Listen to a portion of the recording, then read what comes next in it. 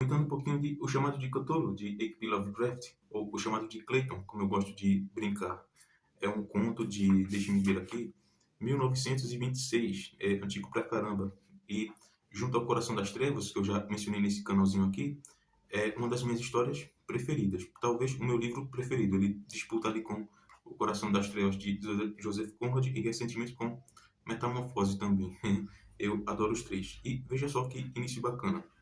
A coisa mais misericórdia no mundo, penso eu, é a incapacidade da mente humana de correlacionar todos os seus conteúdos. Vivemos em uma ilha plácida de ignorância em meio aos mares obscuros do infinito, e não era a intenção de irmos tão longe.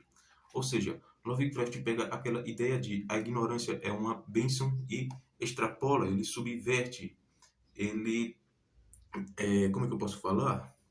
Não é que sejamos apenas ignorantes. Na verdade, nós somos tão ignorantes que, além de desconhecer, nós também não teríamos capacidade de correlacionar as respostas, mesmo que elas estivessem jogadas à nossa frente, mesmo que elas estivessem dispersadas no ar, somente prontas para serem pegas e unidas numa ideia só, sabe?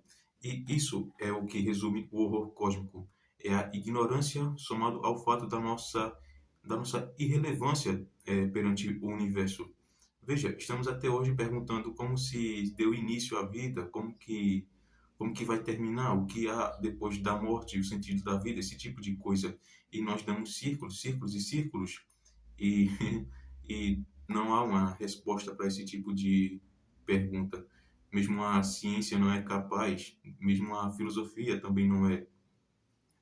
E o que tem de interessante aqui? Como nos outros vídeos, eu não vou discorrer muito acerca da história, creio que quem cai aqui geralmente já conhece e apenas está buscando expandir um pouquinho da experiência. Então, eu prefiro falar as minhas impressões, o que eu acho de bacana, de interessante. E a primeira parte do livro, ele já, ele já sugere que o protagonista, o Francis, está morto. Então, você já sabe que as coisas não vão encaminhar muito bem. O livro já tem esse teor pessimista do início. E no primeiro capítulo ele tem esse tom detetivesco de investigação, um tanto noir, visto que o Francis está investigando sobre a morte do avô. E é quando se tem o primeiro vislumbre do Cthulhu, a criatura. E o final também é muito interessante porque ele contribui para essa coisa que eu já mencionei no início, sabe? O prenúncio de que algo terrível está para acontecer, com a menção a sonhos, a perseguições, rebeliões, a magia negra. Você sente que algo de errado está acontecendo no mundo. E não só nessa localidade, sabe? De modo geral, como um apocalipse mesmo. Acho que é a palavra certa. O livro ele tem esse tom apocalíptico. E no segundo capítulo, saindo um pouquinho desse tom noir, as coisas começam a ficar mais bizarras, porque a investigação toma novos rumos e nós aprendemos um pouquinho sobre esse culto ao Cthulhu, a criatura. Então, a menção de sacrifícios, de depravação, sabe? De tudo de ruim, praticamente, de orgias. E no terceiro capítulo, o ápice da coisa, embora meu preferido seja o segundo, o terceiro ele fecha muito bem, porque ele é todo amarradinho, sabe? O Lovecraft ele tomou muito cuidado com as datas.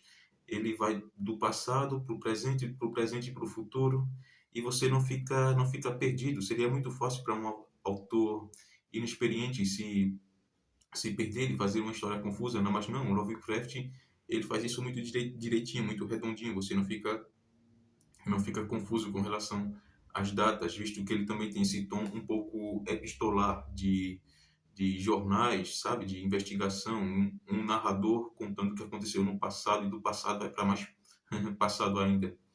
E no terceiro capítulo é onde há de fato o encontro com a criatura, o Cthulhu, só que não é do jeito esperado, a, visto que o despertar não foi do jeito correto, foi um tanto por acaso. Eu não vou spoiler, embora você provavelmente já saiba, mas esse encontro acaba sendo inesperado e o Cthulhu ele volta ali para para as profundezas. Mesmo assim, ele termina com esse teor pessimista, porque o Cthulhu ele só tá somente dormindo, descansando. Cedo ou tarde ele vai voltar quando os planetas se alinharem.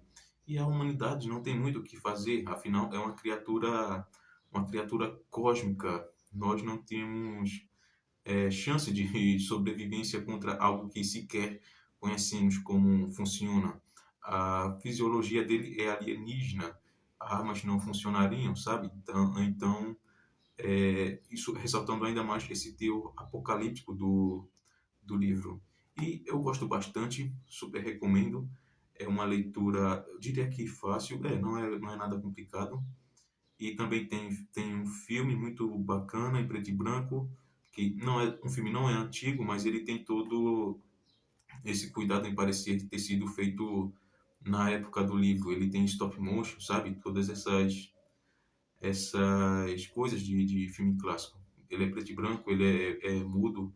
A filmagem dele também remete aos filmes antigos, a escolha de câmeras. E você também tem adaptações em quadrinhos, um mangá muito legal pelo Go Tanabe. E é isso.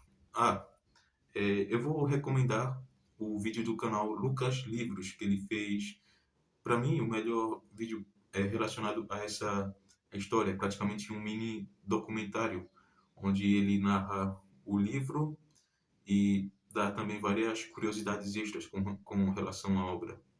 Vale a pena você conferir. E valeu!